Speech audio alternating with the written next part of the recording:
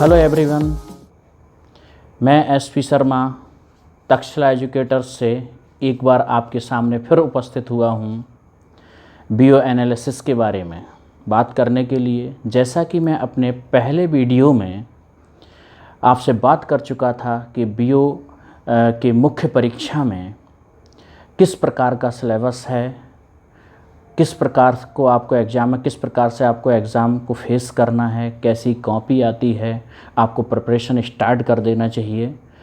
आज मैं आपके सामने आया हूँ सिलेबस के अंदर जाकर आखिर ये कंटेंट आपको कहाँ से पढ़ना चाहिए, आपकी स्ट्रेटजी प्रिपरेशन की कैसी होना चाहिए, इसी को ध्यान में रखते हुए आज मैं आपके सामने उपस्थित हुआ हूँ। फ्रेंड्स, आज मैंने ये जो सारा सिलेबस लिखा है आपके पास बीओ में 11 यूनिट सिलेबस में दी गई हैं। फर्स्ट पेपर में पहला भारत का इतिहास, भारतीय राष्ट्रीय आंदोलन एवं भारतीय संस्कृति, भारत का भूगोल, भारतीय राजनीति, भारतीय राष्ट्रीय मामले और सामाजिक सुसंगति के विषय, इंटरनेशनल रिलेशन, भारत एवं विश्व, अंतर्राष्ट्रीय मामले एवं संस्थाएं, अर्थशास्त्र, economy, science and technology, space technology, communication और शिक्षा के आदतन विषय और यूपी। यहाँ पर हम लोग बात करेंगे स्टार्टिंग से कि भारत का इतिहास। भारत का इतिहास जो इतना आसानी से लिखा गया है कि भारत का इतिहास, और साथ में उसके इतिहास का एक और पक्ष है, वो है भारतीय राष्ट्रीय आंदोलन एवं भारतीय संस्कृति। भारतीय राष्ट्रीय आंदोलन एवं भारतीय संस्कृति, इसको ध्यान दीजिएगा। भारत का इतिहास मुख्य परीक्षा में प्रमुखता, ऐसा नहीं है कि उसने बोल दिया कि भारत का इतिहास तो हम पूरे इतिहास पर फोकस करें। ज़्यादा आपको फोकस करना है मॉडर्न हिस्ट्री से। मॉडर्न हिस्ट्री में भी आपको फोकस करना है 1757 का वो डेट है जब प्लासी का युद्ध हुआ था। प्लासी के युद्ध को माना जाता है कि अंग्रेज़ों की नींव यहाँ से स्टार्ट हुई, और इतिहासकारों के अनुसार 1764 बक्सर का युद्ध उसने ये निर्धारित कर दिया कि अब अगले शासक भारत में ब्रिटिशर्स होंगे। इसीलिए इतिहास को, मॉडर्न को 1757 से पढ़ना चाहिए। यहीं से मुख्य परीक्षा के लिए फोकस करना चाहिए। वैसे मॉडर्न आपका 1707 औरंगजेब की मृत्यु के बाद से शुरू होता है, लेकिन वो संक्रमण काल को मुख्य परीक्षा में शामिल नहीं करता है। मुख्य परीक्षा में शामिल करता है प्लासी के युद्ध 1757 से और 1947 तक। 1947 के बाद एक दो पक्ष ले लेता है, जैसे कि भारतीय राष्ट्रीय आंदोलन से जुड़े नेता या उस समय की जो कुछ फेमस पर्सनालिटी हैं, या उसके बाद कुछ पर्सनालिटी रही हैं, जैसे विवेकानंद हैं। महात्मा गांधी के बारे में तो आप इतना प्रीलिम्स में मुख्य परीक्षा में पढ़ लेते हैं, महात्मा गांधी के बारे में बात कर सकता है, या उस समय के कुछ और व्यक्तित्व, सुभाष के बारे में बात कर सकता है। तो ऐसे पर्सनालिटी के भी कुछ फेमस पर्सनालिटी उस समय की आपको पढ़ लेना चाहिए। अब प्रश्न आता है कि राष्ट्रीय आंदोलन, स्पेशली आपको देखिएगा 1757 के बाद में एक यूनिट दी गई है भारतीय राष्ट्रीय आंदोलन। ये जो मैंने बॉक्स में बंद किया है, ये बेसिकली हिस्ट्री के 3 पार्ट्स हैं। First part, second part and third part, संस्कृति यहाँ पर। अब ये भारतीय राष्ट्रीय आंदोलन है। भारतीय राष्ट्रीय आंदोलन की शुरुआत अगर हम लोग देखें तो कांग्रेस का गठन 1885 के बाद पहला एक आंदोलन, जिसे हम कहें आंदोलन, तो गांधीयन पीरियड से शुरू हुए हैं, या उससे पहले कह सकते हैं प्रथम अखिल भारतीय आंदोलन के रूप में होम रूल लीग आंदोलन शुरू हुआ था। लेकिन हम 1905 बंगाल विभाजन को भी शामिल कर सकते हैं। तो आंदोलन के रूप में मेरी ये सलाह है कि आप लोग 1905 के बंगाल विभाजन से आप क्विट इंडिया मूवमेंट 1942 तक फोकस कीजिएगा। गांधी जब आ गए हैं तो गांधी के जो छोटे छोटे आंदोलन इसलिए भी अब आ सकते हैं क्योंकि आपके पास में 40 क्वेश्चन हैं, जिनमें छोटे क्वेश्चन भी हैं, बड़े क्वेश्चन भी हैं, जिनमें शब्द सीमा ज़्यादा भी है। तो वो छोटा भी क्वेश्चन पूछ सकता है कि गांधी का प्रथम आंदोलन कौन सा था भारत में, गांधी का पहला आंदोलन भारत में जो रहा है वो किस क्षेत्र में था, पहले आंदोलन के परिणाम क्या थे, दूसरा आंदोलन कौन सा, तीसरा आंदोलन कौन सा था। फिर गांधी के उसके बाद तो बड़े बड़े आंदोलन होने लगे हैं। तो आपको 1905 के बाद आंदोलनों पर फोकस करना है कि ये आपको ध्यान रखना है यहाँ पर। अब बात आती है आगे नेक्स्ट इसके पार्ट में कि आपको ये आंदोलन पढ़ना कहाँ से है, आंदोलन आपको पढ़ने कहाँ से हैं, कहाँ से कंटेंट मिल सकता है, क्योंकि बड़ा पार्ट है, ब्रॉड पार्ट है, ये आप कहाँ से लें। यहाँ पर मैं इतिहास के एक पार्ट को भी मैंने छुपा दिया है, वो है संस्कृति। थोड़ा स्पेस कम है, मैं इसी पे इसीलिए आपको डिफ़ाइन करता हूँ। इस पार्ट में आपको बाज़ार में बहुत सामग्री हैं, आप सीधे सीधे तैयार कीजिएगा, क्योंकि आपके लिए 125 शब्द में भी इतिहास आ सकता है, 50 वर्ड में भी आ सकता है। जैसे मैंने अपने पिछले वीडियो में बहुत ज़्यादा डिफ़ाइन किया है इस चीज़ को, तो उसे मैं बार बार रिपीट नहीं करूँगा। उसके बाद में आपका 25 शब्द में भी आ सकता है। 25 शब्द का मतलब है फैक्चुअल। तो मैं आपसे यही कहूँगा कि डिटेल्ड पढ़िएगा, आप इसमें कोई शॉर्ट मत पढ़िएगा। पता लगा आपने बहुत कॉन्सेप्चुअल पढ़ लिया और 25 शब्द में क्या कॉन्सेप्ट का प्रयोग करेंगे और वो फैक्चुअल आ गया। तो आपको मैं डिटेल से पढ़ने की बात हमेशा कहूँगा। तो यहाँ पर आप जो बुक्स हैं वो मेरे हिसाब से मैं रेफ़र करता हूँ कि यहाँ पर आप या तो स्पेक्ट्रम की बुक को पढ़िएगा या BL ग्रोवर के लिए। जनरली लोग बिपिन चंद्रा के बारे में बात करते हैं। फ्रेंड्स, बिपिन चंद्रा इतिहास जानने के लिए है, इतिहास मॉडर्न जानने के लिए है, और बिपिन चंद्रा का प्रयोग बड़े क्वेश्चनों में कॉन्सेप्ट के लिखने के लिए होता है। आपको सीधे क्वेश्चन को हिट करना है, जैसा वर्तमान में ट्रेंड है कि सीधा सीधा क्वेश्चन आता है, सीधे सीधे हिट करना है। 125 शब्द 50 शब्द हैं, उसमें क्या आप कॉन्सेप्ट को लिखेंगे। तो मैं सीधे कहूँगा या तो स्पेक्ट्रम को लीजिएगा या BL ग्रोवर को लीजिएगा। बाकी आप अगर बिपिन चंद्रा पढ़ते हैं तो नो डाउट बहुत अच्छी बुक है, लेकिन मैं यहाँ पर यही कहूँगा कि अभी आपको इतिहास जानना कम और इतिहास लिखना ज़्यादा है। तो मैं थोड़ा सा यहाँ पर सामान्य जो प्रचलन है बातचीत का कि जनरली लोग बिपिन चंद्रा के बारे में बात कह देते हैं, उससे मैं थोड़ा सा हट के बात कर रहा हूँ। तो आप ऐसा कर सकते हैं। ओके, तो मैं यही से कहूँगा। लेकिन हाँ, थोड़ी चीज़ें ऐसी हैं कि भारत का इतिहास लिखा हुआ है, तो इतिहास में ऐसे भी क्वेश्चन पूछ लेता है कि जैसे कि PCS 2018 में पूछा था उसने कि प्राचीन काल से भारत में महिलाओं की क्या भूमिका रही है। अब प्राचीन काल से मतलब है आप ऋग्वैदिक काल तक जा सकते हैं। लोपा, घोषा, तमाम तरह की विदुषी महिलाएं थीं आपके वैदिक काल में, या उसके बाद आप मेडिवल से आते हुए रजिया से लेकर और आप तमाम महिलाओं को नूरजहाँ से लेकर नीचे तक आ सकते हैं, आप मॉडर्न तक आ सकते हैं, मॉडर्न में आज तक आ सकते हैं, प्रेजेंट टाइम में। एंशिएंट का मतलब क्या होता है? आज से पीछे, आज की महिलाओं में आ सकते हैं। और ऐसा होना भी चाहिए कि 2-3 पर्सनालिटी आपकी एंशिएंट में, 2-3 मिडिवल में और 2-3 आज की करंट पर्सनालिटी को भी आप इंक्लूड करें, आपका एक क्वेश्चन बन जाएगा। तो ऐसे भी क्वेश्चन पूछ लेता है, तो ध्यान रखिएगा थोड़ा। मिडिवल और एंशिएंट से भी कुछ पूछ सकता है, लेकिन बहुत ज़्यादा फोकस नहीं करेगा। उसके बाद एक चीज़ और है, मैं फ्रेंड्स यहाँ पर इसको मिटा देता हूँ। थर्ड पार्ट को हम लोग चलते हैं। इसी का एक पार्ट अभी बचा हुआ है, वो है संस्कृति। संस्कृति एक पार्ट बचा हुआ है। इस संस्कृति पार्ट में आप लोग को क्या करना है कि संस्कृति बहुत ब्रॉड है, और संस्कृति में ध्यान दीजिएगा कि इस ब्रॉडनेस के लिए आपको कैसे सॉर्ट करना है। देखिए, संस्कृति में वो कहीं से भी जा सकता है। वो आपको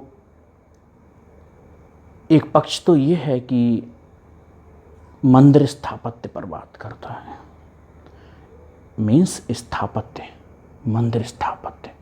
मंदिर स्थापत्य में गुप्ताज रूलर्स से लेकर चोल, चालुक्य, पल्लवाज, इन सब तक पहुंचता है साउथ इंडिया। मंदिर स्थापत्य पे मोस्टली फोकस उसने साउथ इंडिया के स्थापत्य पर किया हुआ है। तो ये तो एक स्थापत्य की बात आ जाती है। दूसरा हो सकता है कि जैसे स्थापत्य में, संस्कृति में सबसे ज़्यादा बात करता है, वो करता है मंदिर। और मंदिर में गुप्ताज से लेकर आपके आ सकता है साउथ इंडिया के रूलर्स तक। उसके बाद एक पक्ष पर और बात करता है, वो करता है मूर्तिकला पर। मूर्तिकला, मूर्तिकला में दो चीज़ों को आप बहुत ज़्यादा मत पढ़िए, कंटेंट बहुत है, बुक्स बहुत बहुत मोटी डाली गई हैं। बुक्स में जो लिखा गया है वो सभी कुछ लिखने के लिए कोशिश की गई है, लेकिन आपसे कहूँगा इन पक्षों को मजबूत कीजिएगा। मूर्तिकला पर दो कलाओं के बारे में ज़्यादा बात करता है। वो बात करता है या तो गांधार कला पर, और यह बात करता है किस पर, मथुरा कला पर। इन दो कलाओं पर फोकस कीजिए ज़्यादा, जहाँ तक है आपका क्वेश्चन इन्हीं से बन जाएगा। उसके बाद एक चीज़ पर और फोकस करता है, वो करता है चित्रकला। चित्रकला में ये स्थानीय कलाओं को ज़्यादा फोकस करता है। स्थानीय से मतलब ये है कि कलमकारी कला कहाँ है, किशनगढ़ की कला क्या है, बूंदी की कलाएं क्या हैं, ठीक है, इन सब को फोकस करता है। ठीक, बनी ठनी क्या है, इस तरह की कलाओं को ये फोकस करता है। कलमकारी क्या है, बनी ठनी क्या है, बूंदी शैली क्या है, किशनगढ़ शैली क्या है, इस तरह से ये बात करता है। तो इन पक्षों को आप मजबूत कीजिए। यहाँ पर अगर मैं कंटेंट की बात करूँ कि आपको सबसे बढ़िया कंटेंट कहाँ मिलेगा, तो ये नितिन संघानिया की आप बुक को ले लीजिएगा। देखिए फ्रेंड्स, आप कहीं भी चले जाइए, कोई भी नोट्स आप देखेंगे तो वो उन नोट्सों का भी कोई एक बेसिक बुक होती है। और मुझे यहाँ पर सोशल मीडिया पर ये कहते हुए कोई इस बात का दुख या ऐसा नहीं है कि मैं कुछ गलत बोल रहा हूँ। सारे लोगों ने नितिन सिंघानिया को बेस बनाकर कंटेंट या नोट्स बनाया हुआ है। आप किसी भी कोचिंग का ले लीजिए, किसी का पर्सनली ले लीजिएगा, उसका 90% कंटेंट वहीं से लिया जाता है। तो आप उसी कंटेंट को डायरेक्ट लीजिएगा, बाकी 10% फ्लेवर बढ़ाने के लिए लोग प्रयोग कर देते हैं कि लगे कि हमने कुछ नया किया है। तो आप नितिन सिंघानिया की बुक लीजिएगा यहाँ से पढ़ने के लिए, और आगे हम लोग बढ़ेंगे तो इन पर फोकस करिएगा। मैंने बुक भी बता दी है आज स्ट्रेटजी के रूप में। उसके बाद हम लोग बात करेंगे इंडियन ज्योग्राफी की। इंडियन ज्योग्राफी ही आया है, तो इंडियन ज्योग्राफी में आपको बहुत सारी चीज़ों को इधर उधर मत देखिए। आप जो तैयार किया है, जहाँ से तैयार किया है उसको तो आप तैयार रखिए, लेकिन इंडियन ज्योग्राफी से कोई क्वेश्चन अगर बनता है तो इंडियन ज्योग्राफी बहुत अच्छी लिखी है माजिद सर ने, माजिद हुसैन का भारत का भूगोल। ये सारी बुक्स हिंदी और इंग्लिश दोनों मीडियम में अवेलेबल है, मैं अभी तक जितनी बोल चुका हूँ। तो माजिद हुसैन सर का भारत का भूगोल लीजिएगा, no doubt Majid Hussain sir ने इसमें कई पक्षों को जोड़ा है। आप जो पढ़ चुके हैं वो पढ़िए, अगर आपके पास नहीं है तो आप ये लीजिएगा। माजिद हुसैन सर ने इसमें इंडियन ज्योग्राफी, इसमें मतलब Indian physical geography, Indian environmental geography, Indian soils के बारे में, इंडियन एग्रीकल्चर का भी जो सेक्शन है कृषि का, वो बहुत बड़ा सेक्शन आपको वहाँ पर डाला हुआ है। अब बात आती है कि एक सेक्शन बहुत बड़ा इसमें आता है, वो है कृषि का। इंडियन ज्योग्राफी में बहुत बड़ा सेक्शन आता है, वो है कृषि का। तो कृषि सेक्शन को आप ज़रूर फोकस करिएगा। जैसे कृषि में बहुत सारे पूछ लेता है, अभी वर्तमान के भी मुद्दे पूछ लेता है। कृषि में क्या है, ट्रेडिशनल कृषि पूछ लेता है, टेक्निकल कृषि पूछ लेता है, अप्लाइड कृषि पूछ लेता है, क्योंकि इंडियन ज्योग्राफी है, इंडियन ज्योग्राफी के अंदर का पार्ट है एग्रीकल्चर। तो यहाँ पर पूछ लेगा कि सिंचाई व्यवस्था क्या है, कैसी सिंचाई व्यवस्था है, परियोजनाओं के बारे में पूछ लेता है, सॉइल रिफॉर्म के बारे में पूछ लेता है। यहाँ पर पूछ लेता है कि भू सुधार क्या है, भू सुधार पर किए गए विभिन्न कार्य है, एग्रीकल्चर इंफ्रास्ट्रक्चरल डेवलपमेंट के बारे में बात कर लेता है, इंस्टीट्यूशनल डेवलपमेंट के बारे में बात कर लेता है। तो आप ध्यान रखिएगा, इसको थोड़ा सा ब्रॉड पढ़िए इंडियन ज्योग्राफी को, क्योंकि इंडियन ज्योग्राफी बड़ा पार्ट है। मान के चलिए उसने आपको वेजिटेशन से बात करना शुरू कर दिया, डिजास्टर्स के बारे में बात शुरू कर दिया, या इन्वायरमेंट, जैसे इन्वायरमेंट इन्होंने लिखा नहीं है लेकिन इंडियन एग्रीकल्चर में ऑटोमेटिक आ सकता है। तो आप इन्वायरमेंट के बारे में भी आप मेंटली प्रिपेयर रहिए, नोट्स तैयार रखिएगा। आपको पता लगा वेजिटेशन के बारे में बात करने लगा, मानसून का प्रभाव बात करने लगा कि क्या प्रभाव है मानसून में। तो आप ये नहीं कह सकते आपने तो सर भारत का भूगोल, भारत के भूगोल में सभी चीज़ें हैं। और जहाँ तक मैं कहूँगा कि माजिद सर ने बहुत सारी चीज़ों को इकट्ठा किया है यहाँ पर। तो माजिद हुसैन सर की किताब भी पढ़ सकते हैं। उसके बाद हम लोग आगे बात करेंगे भारतीय राजनीति। भारतीय राजनीति का मतलब है जो पॉलिटी के लिए फ्रेंड्स देखिए, पॉलिटी में बहुत सारा सेक्शन है। एक ये सिंपल भी पार्ट होता है, जनरली लोगों के लिए बहुत इजीली तैयार हो जाता है पॉलिटी। तो पॉलिटी के लिए आप कतई इधर उधर मत देखिएगा, किसी ने बोल दिया कि कोई आप बड़ी राइटर की किताब ले लो, नो, एकमात्र चलन की किताब लीजिएगा, वो है एम लक्ष्मीकांत। एम लक्ष्मीकांत को आप लीजिएगा। और एम लक्ष्मीकांत को ऐसा नहीं, आप प्रीलिम्स पे तो खैर जहाँ तक है जितने लोग हैं, एम लक्ष्मीकांत अभी चलन की किताब है, लोगों ने पढ़ा होगा। लेकिन यहाँ पर कुछ इम्पॉर्टेंट पार्ट्स ही आते हैं मेंस में। जैसे कि स्टार्टिंग में वो बात करता है मूल अधिकार। पहले सबसे पहला सिलेबस का एक पार्ट हो सकता है कि भारतीय संविधान की विशेषताएँ। तो आप 8-10 विशेषताओं को तैयार कर लीजिए, स्टार्टिंग में दिया हुआ है।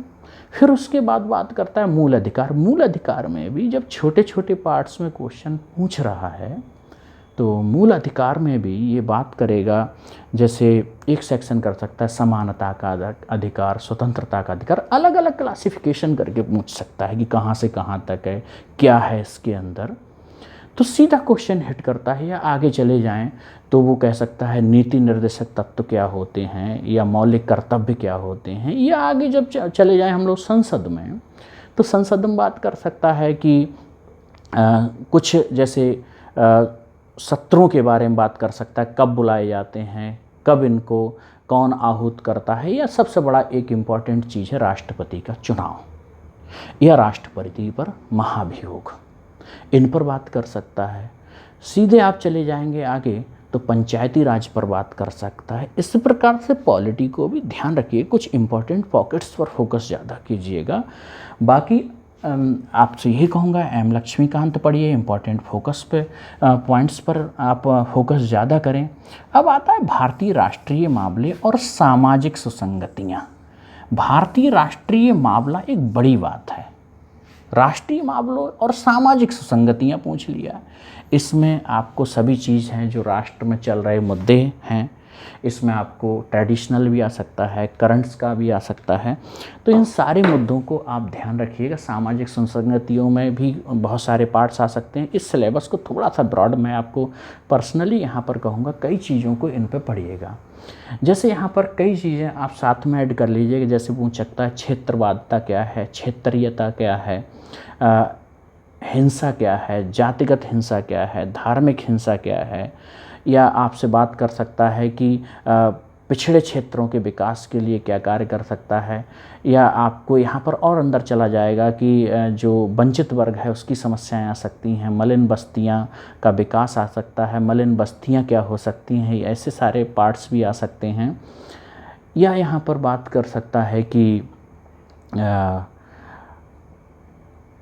इन्हीं पार्ट्सों से अगर जोड़ कर चले जाएँ तो वो बात कर सकता है कि ग्रामीण विकास के बारे में आपका क्या राय है, या शहरी विकास के बारे में राय क्या है, स्मार्ट सिटी क्या है, ऐसे क्वेश्चन भी वो कर सकता है। तो ये सामाजिक सुसंगति राष्ट्रीय मामले कोई छोटा पोर्शन नहीं है, इसमें आपको करंट के मुद्दे प्लस अन्य बहुत सारी चीज़ों को भी ध्यान रखना होगा। अक्सर यहाँ पर हम लोग क्या करते हैं कि इसे सीमाओं में बांधने की कोशिश करते हैं। इसे सीमाओं में मत बांधिएगा, ये करंट के सारे इशू पढ़िएगा, ट्रेडिशनल चीज़ें पढ़िएगा।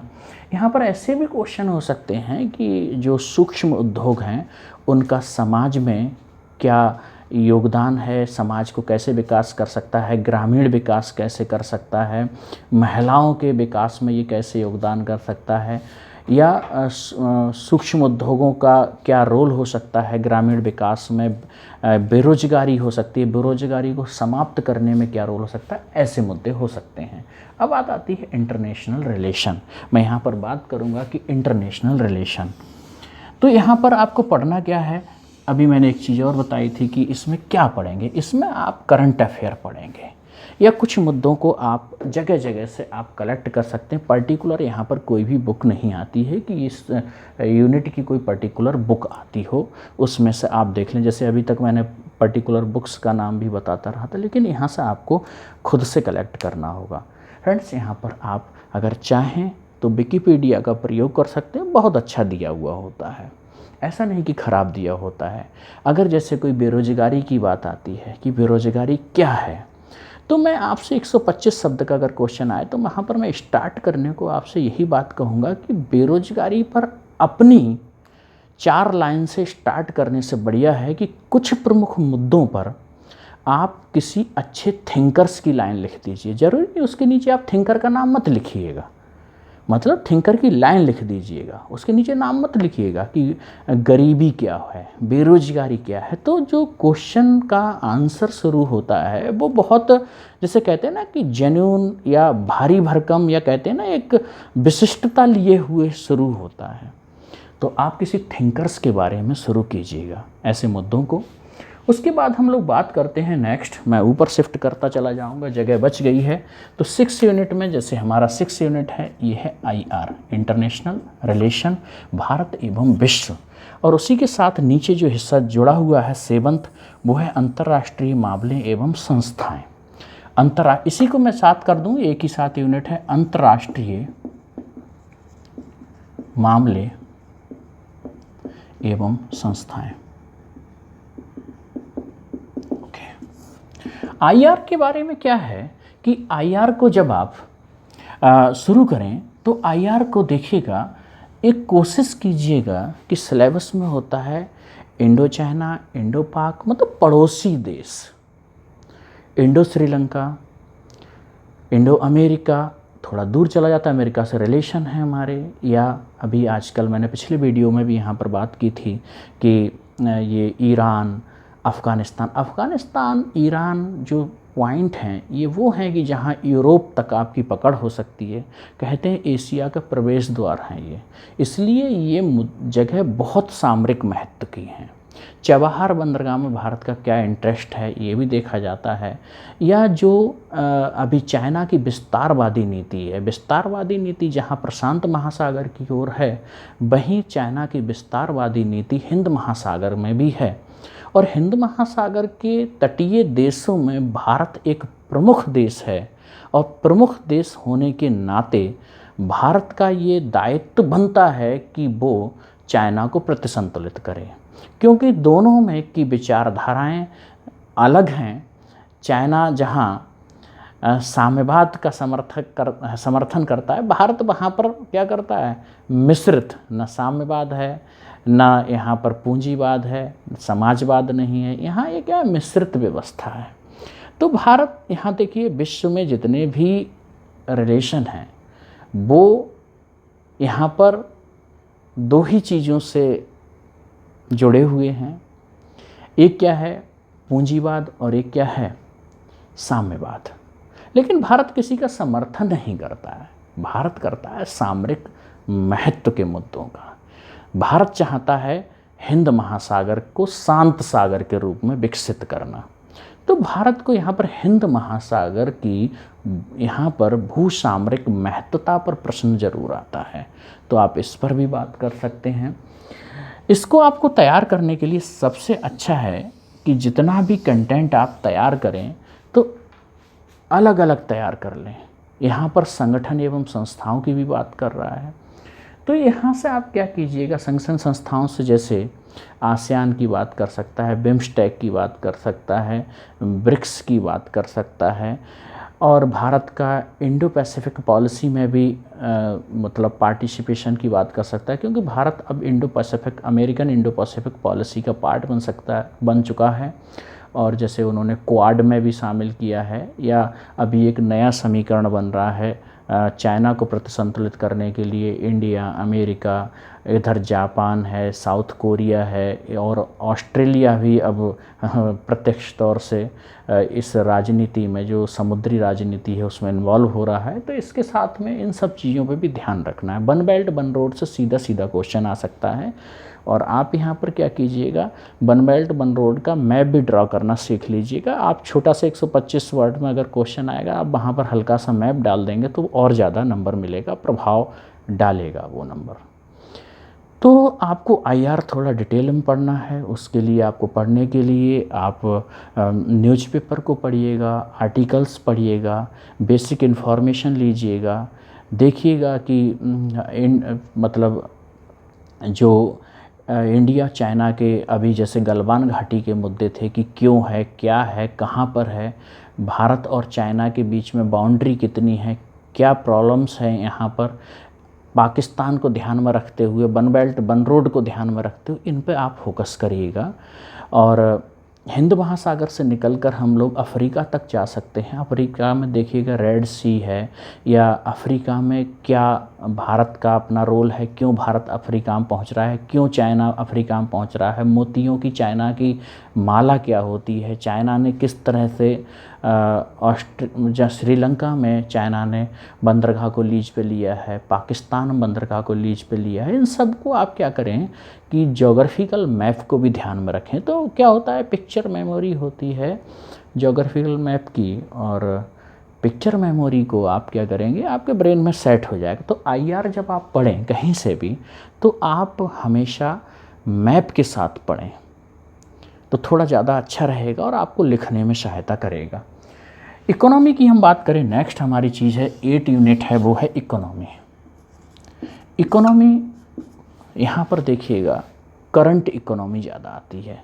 करंट इकोनॉमी से मतलब है कि कोई वो योजना पूछ सकता है, या भारत की वर्तमान में इकोनॉमी का ग्रोथ हो रहा है या ग्रोथ नहीं हो रहा है, या भारत का राजकोषीय घाटा क्या है, कितना है, क्यों है, मतलब यहाँ क्यों पर भी फोकस करेगा। तो इकोनॉमी में सबसे ऐसा नहीं मैं कह रहा हूँ कि ट्रेडिशनल आ नहीं सकता है, ट्रेडिशनल आ सकता है, लेकिन आपको फोकस करना है वो है करंट के मुद्दों पर। आपको फोकस करना है करंट के मुद्दों। करंट्स का मतलब है कि आप जो भी मैगज़ीन पढ़ते हो, मैं किसी मैगज़ीन का नाम नहीं लूँगा, बाज़ार में बहुत सारी मैगज़ीन हैं, तो बहुत सारे मैगज़ीन चलती रहती हैं। आप कोई भी मैगज़ीन पढ़ते हो तो सबसे ज़्यादा आप कोशिश कीजिएगा कि पिछले 10 महीना की इकोनॉमी की एक अलग सेक्शन बनाइएगा, एक अलग रजिस्टर मेंटेन कीजिएगा। पिछले 10 महीना का इकोनॉमी से रिलेटेड जितने इशू हैं उन सबको नोट कर लीजिएगा। ओके, उसके बाद आप लोग क्या करेंगे, साइंस एंड टेक। नेक्स्ट हमारी यूनिट कौन सी शुरू होती है, साइंस एंड टेक। यहाँ पर आप प्लस, यहाँ पर क्या है, स्पेस, प्लस यहाँ पर है कम्युनिकेशन। साइंस एंड टेक, यहाँ पर टेक्नोलॉजी रिलेटेड क्वेश्चन आते हैं। आँख, नाक, कान, हार्ट ये नहीं आएगा। यहाँ पर क्वेश्चन आते हैं बायोटेक से रिलेटेड। यहाँ पर जैव प्रौद्योगिकी पूछ सकता है आपको, यहाँ पर आपको जेनेटिक इंजीनियरिंग पूछ सकता है। यहाँ पर जो ट्यूब रिलेटेड बेबी ट्यूब्स होते हैं, ट्यूब्स से रिलेटेड जो बच्चों के लिए उत्पन्न किया जाता है उन पर पूछ सकता है। और आपको यहाँ पर एजिंग पूछ सकता है, यहाँ पर बहुत सारी चीज़ों को टेक्नोलॉजी से रिलेटेड पूछ सकता है। स्पेस साइंस के बारे में वो पूछ सकता है कि स्पेस में का क्या है, मिसाइल्स क्या हैं, मिसाइल्स कैसे होती हैं। और देखिएगा यहाँ पर आप इंजीनियर बनने की कोशिश मत कीजिएगा कि मिसाइल इतनी लंबी होती है, मिसाइल इतनी चौड़ी होती है, मिसाइल में ये भरा जाता है, वो भरा जाता है। ये आपको इंटरेस्ट हो सकता है इसमें जगाने के लिए, आपका जगने के लिए, लेकिन वो सीधे ऐसे क्वेश्चन करता है कि स्पेस की महत्ता भारत के लिए क्या है, क्यों विश्व स्पेस के लिए इतना बड़ा बजट का प्रयोग करता है, भविष्य क्या है। यहाँ पर स्पेस में ध्यान रखिएगा, एथिकल वैल्यूज़ का भी ध्यान रखा जाता है। आप जब लिखें एथिकल वैल्यूज़ का मतलब ये है कि हम बहुत सारे ऐसे प्रयोग करते हैं कि सैटेलाइट को जहाँ नष्ट करते हैं स्पेस में, तो भारत ने दुनिया के सामने, आपको ध्यान होगा अगर पिछले 1 साल पहले आपने पढ़ा हो कि भारत ने एक प्रयोग किया था कि मिसाइल से स्पेस सैटेलाइट को हिट किया था। स्पेस सैटेलाइट को हिट करना एक टेक्नोलॉजी है, लेकिन उसके साथ में उसने एक एथिकल वैल्यूज़ के बारे में बात की थी कि हमने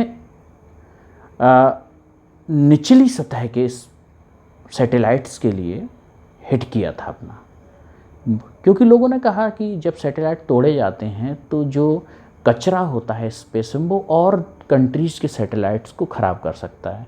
तो भारत ने कहा हमने इतने निचले हिस्से की, निचले स्तर की सैटेलाइट को तोड़ा है कि बाकी सारी सैटेलाइट उससे ज़्यादा ऊंचाई पर चल रही है। इसको हमने ध्यान में रखा है। तो ये एथिकल वैल्यूज़ की बात आ जाती है।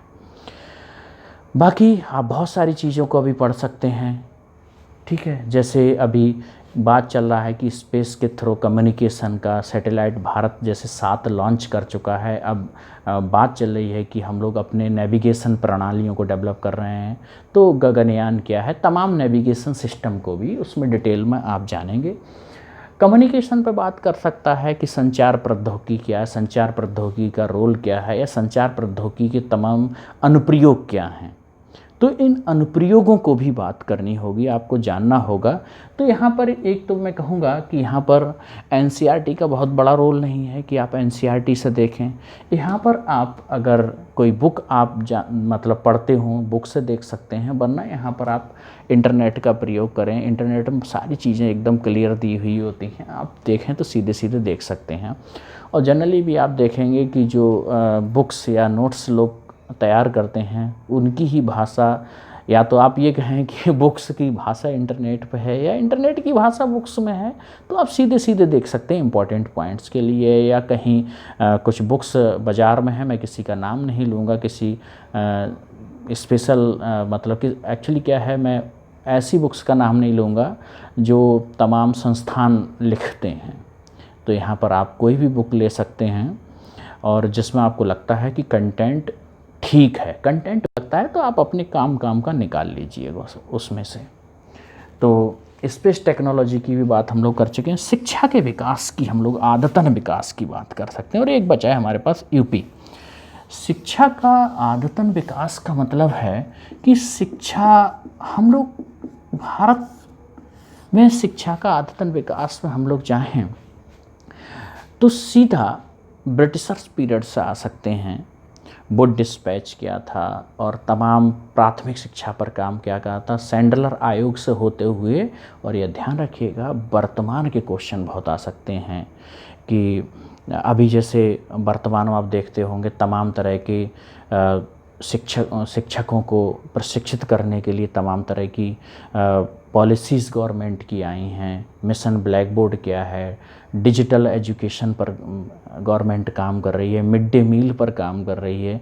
इनका उद्देश्य क्या है, बच्चों के लिए मिड डे मील की योजनाएं शुरू की थी, आंगनबाड़ी क्या है। तो इसमें देखिएगा यहाँ पर शिक्षा के विकास में प्रमुखतः फोकस करता है, वो करता है प्राथमिक शिक्षा के लिए। चूँकि आपका जो जॉब जिसमें लगेगा वो भी आप प्राथमिक शिक्षा को ही ध्यान में रखते हुए, मतलब ये जॉब है वो प्राथमिक शिक्षा के ऊपर ही है। तो आप फोकस कीजिएगा ब्रिटिशर्स पीरियड से और प्रेजेंट टाइम तक जो भी रिफॉर्म हुए हैं एजुकेशन, जो भी पॉलिसी आई हैं, वो प्राथमिक शिक्षा की पॉलिसी को आप ध्यान में रखेंगे। तो यहाँ पर सारी पॉलिसीज़ को आप ध्यान में रखिएगा, इन्हें तैयार कर लीजिएगा। अगर आप ब्रिटिशर्स पीरियड के रिफॉर्म्स देखेंगे वो तो आपको हिस्ट्री की बुक्स में मिल जाएगा, लेकिन उसके बाद आपको इंटरनेट का सहारा लेना पड़ेगा, तो आप इंटरनेट का सहारा ले सकते हैं। अब लास्ट बात बचती है, वो है यूपी। यूपी का इन्होंने यूपी लिखा है, उसके साथ सिलेबस को लिख दिया है कि यूपी में इन्होंने लिखा है कि यूपी में का ज्योग्राफी, यूपी की संस्कृति, यूपी की राजनीति, यूपी का करंट अफेयर, ये छोटी चीज़ नहीं है फ्रेंड्स। इसमें मैं आपको एक ही चीज़ कहूँगा कि यूपी के लिए मैंने एक नोट्स भी डाला हुआ है बनाया, चूँकि वो उसमें प्री को ध्यान में रखते हुए फैक्चुअल ज़्यादा बनाया हुआ था, लेकिन आपके छोटे क्वेश्चनों में फैक्चुअल भी चल जाता है। जैसे अभी PCS 2018 की मुख्य परीक्षा में पूछ लिया था कि यूपी में कौन कौन से मिनरल्स पाए जाते हैं, कहाँ पाए जाते हैं, कुछ इस प्रकार का प्रश्न था। तो फ्रेंड्स, यूपी में मिनरल्स बहुत कम हैं, तो स्टूडेंट्स के सामने प्रॉब्लम आई कि कहाँ से मिनरल्स लिखें। तो हमें ध्यान रखना है कि यहाँ पर हमारे लिए फैक्ट काम करते हैं। तो यहाँ पर आप एक इंग्लिश मीडियम में तो बुक नहीं है, लेकिन एक बुक है, वो है परीक्षावाणी। यूपी को गागर में सागर भरने की बात है, और मैं मानता हूँ कि परीक्षावाणी से आपका काम चल जाएगा। फ्रेंड्स, यहाँ पर मैंने कुछ बुक के बारे में बताया था, कुछ पोर्शन के बारे में बताया था कि आप ऐसा कर सकते हैं। कहीं पर मैंने इंटरनेट का सहारा लेने की बात करी थी, कहीं पर यहाँ पर आपको बोला था कि आप न्यूज़पेपर का सहारा लीजिए, विकिपीडिया का सहारा लीजिएगा, लेकिन प्रमुख पॉइंटों को तैयार कीजिएगा। देखिएगा, आप लोग को यहाँ पर क्या करना है कि प्रिपरेशन स्टार्ट अभी से कीजिए। अगर आप मानते हैं कि आप कट ऑफ के अंदर हैं, तो आप इसकी प्रिपरेशन स्टार्ट कीजिएगा। जितनी जल्दी हो सके उनको तैयार कीजिएगा, सिस्टमेटिक नोट्स बनाइएगा। हम लोग भी इस पर काम कर रहे हैं, और बहुत जल्दी ही आपको हम ऐसे नोट्स भी प्रोवाइड कराने लगेंगे कि जो नोट्स तैयार किए गए हैं सिलेबस के अकॉर्डिंग, जिनको हम ध्यान रखेंगे कि आपको 125 वर्ड्स, 50 वर्ड्स या 25 वर्ड्स में आपको नोट्स मिल सकें, और जो आपका प्रमुख इम्पॉर्टेंट जो डिफरेंट टाइप ऑफ सब्जेक्ट्स का जो प्रमुख एरिया है वो उसके अंदर कवर हो जाए। तो ऐसा हम लोग भी काम कर रहे हैं। दूसरी चीज़ ये है कि आज मैंने आपको जो वीडियो बनाया है, इसको कंप्लीट सिलेबस के बारे में बनाया है। देखिएगा, इतने कम समय में वीडियो को पूरी डिटेल से अगर हम बनाएं तो वीडियो बहुत लंबा हो जाएगा।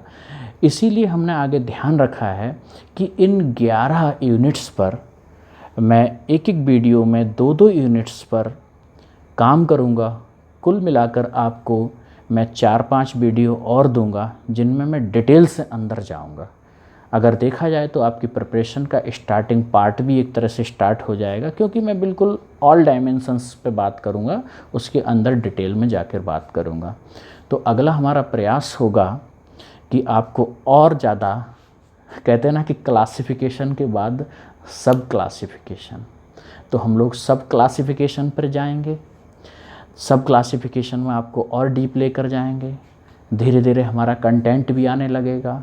फ्रेंड्स, हमारी कोशिश है कि आगे हम आपको एक ऐसी तैयारी करा पाएँ जो आपको इस प्रतियोगिता में सफलता सुनिश्चित कराए। यही हमारा प्रयास है, और ये प्रयास हम लगातार जारी रखेंगे। थैंक यू, आप लोग हमारे साथ इतनी देर जुड़े हैं, इसके लिए आपको एक बार फिर से धन्यवाद। मिलते हैं हम अगले अपने नेक्स्ट वीडियो में, जिसको हम डिटेल में बात और करेंगे, 2 यूनिट के साथ बात करेंगे। Thank you.